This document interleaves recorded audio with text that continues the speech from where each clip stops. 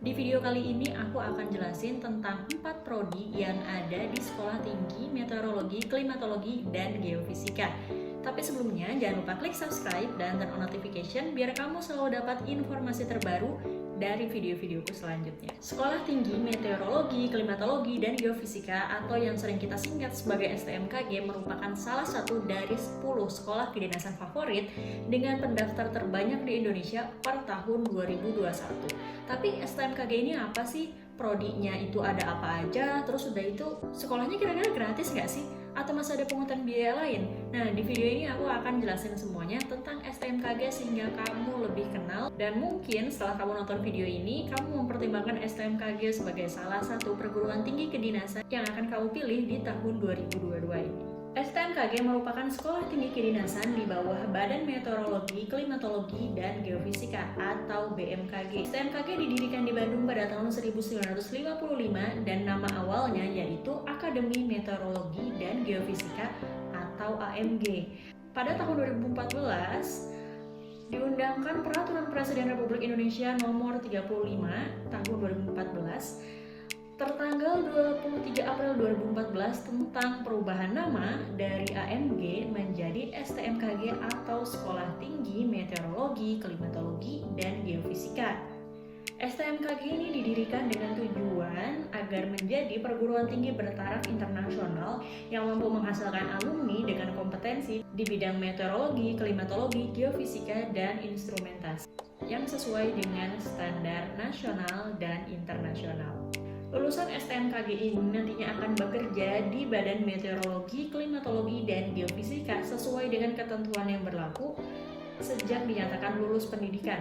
Dan juga sebagai lulusannya, kamu harus bersedia ditempatkan di seluruh wilayah Negara Kesatuan Republik Indonesia atau NKRI. Nah, mungkin kamu bertanya-tanya nih, kalau misalnya aku kuliah di STMKG, nanti pasti ada jaminan lulus nggak sih? Nanti aku bakal jadi ASN nggak sih? STMKG merupakan salah satu perguruan tinggi yang menjamin seluruh mahasiswanya memiliki ikatan dinas. Nah, ini tuh berarti juga menjamin kalau misalnya kamu berkuliah di STMKG dan setelah selesai pendidikannya, maka kamu akan dapat kepastian kerja sebagai aparatur sipil negara atau ASN. Jadi bagi kamu yang pengen kuliah dan udah pasti dapat kepastian kerja, maka perguruan tinggi kedinasan STMKG ini merupakan salah satu pilihan yang bisa kamu pertimbangkan. Pertanyaan selanjutnya mungkin kamu tanyakan, kalau misalnya udah dapat fasilitas sebanyak itu, kuliah di STMKG bayar nggak sih? Kakak-kakak tingkat bilang katanya tetap ada biaya yang harus dikeluarin. Nah, jadi untuk biaya pendidikannya itu 100% gratis. Tapi kalau misalnya kakak tingkat harus bayar, itu bayar apa ya? Yang dibebankan itu untuk apa sih? Nah, biaya yang dibebankan bukan untuk biaya pendidikan, tapi untuk keperluan seragam, atribut, dan lainnya. Pertanyaan selanjutnya adalah, aku udah tertarik banget nih buat lanjut kuliah di STMKG aja. Tapi kalau misalnya di STMKG ada pilihan prodi apa ya? Nah, STMKG ini merupakan pendidikan diploma atau D4. Ada 4 pilihan program studi yang bisa kamu pilih. Yang pertama yaitu meteorologi. Di program ini kamu akan belajar tentang ilmu cuaca, dan juga kamu akan dididik untuk bisa mengamati unsur meteorologi, mengolah data meteorologi, serta menganalisisnya. Selain itu, kamu juga perlu melakukan penelitian yang hasilnya bisa digunakan untuk pengembangan ilmu meteorologi. Lulusan dari prodi D4 ini mampu melakukan pengamatan unsur meteorologi dan memiliki kompetensi sesuai dengan jurusannya, yaitu mampu melakukan pengolahan dan analisa meteorologi. Prodi yang kedua yaitu klimatologi. Bagi kamu yang masuk ke jurusan ini, akan berfokus untuk belajar tentang ilmu iklim. Di jurusan klimatologi juga kamu nggak cuma belajar tentang ilmu iklim dan dasar-dasarnya aja, tapi juga dibimbing untuk mengaplikasikan ilmu tersebut dalam kehidupannya. Lulusan dari prodi D4 klimatologi ini diharapkan mampu melakukan pengamatan unsur klimatologi dan memiliki kompetensi sesuai dengan jurusannya, yaitu mampu melakukan pengolahan dan analisa klimatologi. Yang ketiga yaitu prodi geofisika. Lulusan dari prodi D4 Geofisika diharapkan mampu melakukan pengamatan unsur geofisika dan memiliki kompetensi sesuai dengan jurusannya, yaitu mampu melakukan pengolahan dan analisa geofisika secara profesional.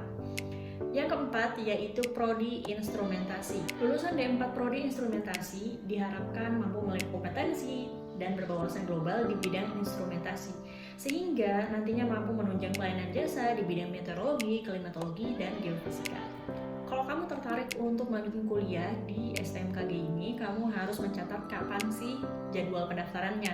Kalau secara umum dari tahun-tahun sebelumnya, pendaftarannya dibuka antara bulan Maret sampai dengan April, artinya di bulan ini ya. Terus kalau misalnya untuk seleksi masuknya pakai SBMPTN gitu, kayak orang-orang yang mau kuliah di PTN. Oh enggak, jadi kalau di sekolah kedinasan ada tesnya sendiri dan nggak ikut SBMPTN karena penyelenggaranya juga beda. Untuk seleksinya terbagi menjadi 3 tahap seleksi, dan antara satu tahap seleksi ke tahap selanjutnya itu melalui sistem gugur. Yang pertama yaitu seleksi kompetensi dasar atau SKD. SKD ini nantinya akan terbagi menjadi 3 sub bidang lagi. Yang kedua itu seleksi kompetensi bidang atau SKB untuk mata pelajaran fisika, matematika, dan bahasa Inggris. Kalau kamu lolos juga di tahap ini, maka akan masuk ke tahap ketiga, yaitu tes kebugaran, tes kesehatan, dan wawancara. Terus untuk persyaratannya kayak gimana sih? Persyaratan yang pertama yaitu tentu saja pria atau wanita warga negara Indonesia. Yang kedua, sehat jasmani dan rohani. Mungkin kamu bertanya-tanya, boleh nggak sih kalau misalnya berkacamata? Boleh berkacamata, tapi ada batasannya. Kalau misalnya kacamata lensa sferis maksimum -4, kalau misalnya lensa silindris maksimal -2. Dan bersedia untuk melakukan pengobatan lasik dengan biaya sendiri kalau seandainya diterima atau lulus seleksi. Jadi nanti setelah diterima, tetap aja kamu nggak boleh berkacamata selama perkuliahannya. Yang ketiga itu umur tidak kurang dari 15 tahun dan tidak lebih dari 23 tahun pada tanggal 1 September di tahun pendaftaran. Coba deh kamu cek udah apa kamu memenuhi persyaratan umur, karena untuk persyaratan umur ini udah nggak bisa diganggu gugat lagi. Yang keempat, belum menikah dan bersedia tidak menikah selama pendidikan. Yang kelima yaitu bebas narkoba yang dibuktikan dengan tes kesehatan. Yang keenam, tidak sedang menjalankan ikatan dinas dengan instansi lain. Yang ketujuh, tinggi badan minimal 160 cm untuk pria dan 155 cm untuk wanita dengan berat badan yang seimbang. Yang kedelapan, bersedia bekerja di Badan Meteorologi, Klimatologi, dan Geofisika sesuai dengan ketentuan yang berlaku sejak dinyatakan lulus pendidikan. Dan juga ini nih yang paling penting, bersedia ditempatkan di seluruh wilayah NKRI. Jadi kalau misalnya kamu udah lulus, ya nggak bisa milih-milih, aku maunya ditempatin di kota aja deh, nggak mau di pedalaman. Nggak bisa, karena kamu sudah menyepakati di awal kalau misalnya bersedia untuk ditempatkan di seluruh wilayah Indonesia. Itu kan untuk persyaratan umumnya. Kalau misalnya untuk persyaratan akademisnya kayak gimana? Untuk persyaratan akademisnya, yang pertama yaitu lulus atau akan lulus dari jenjang SMA ataupun yang setara, misalnya kayak madrasah aliyah untuk semua jurusan, atau SMK dengan kompetensi keahlian teknik elektronika industri, teknik mekatronika, teknik jaringan akses, teknik transmisi telekomunikasi, rekayasa perangkat lunak, teknik komputer dan jaringan. Jadi kalau misalnya kamu dari SMA atau MA, kamu bisa berasal dari semua jurusan.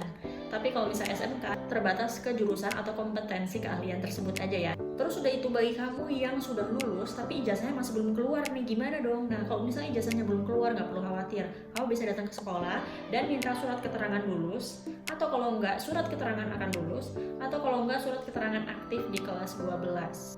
Itu aja penjelasan tentang STMKG. Kalau kamu punya pertanyaan lain terkait sekolah kedinasan, atau kamu pengen bahas sekolah kedinasan lain nih, bisa request di kolom komentar di bawah ini. Terima kasih sudah menonton video ini sampai akhir. Jangan lupa klik subscribe dan turn on notification. Sampai jumpa di video selanjutnya. Terima kasih.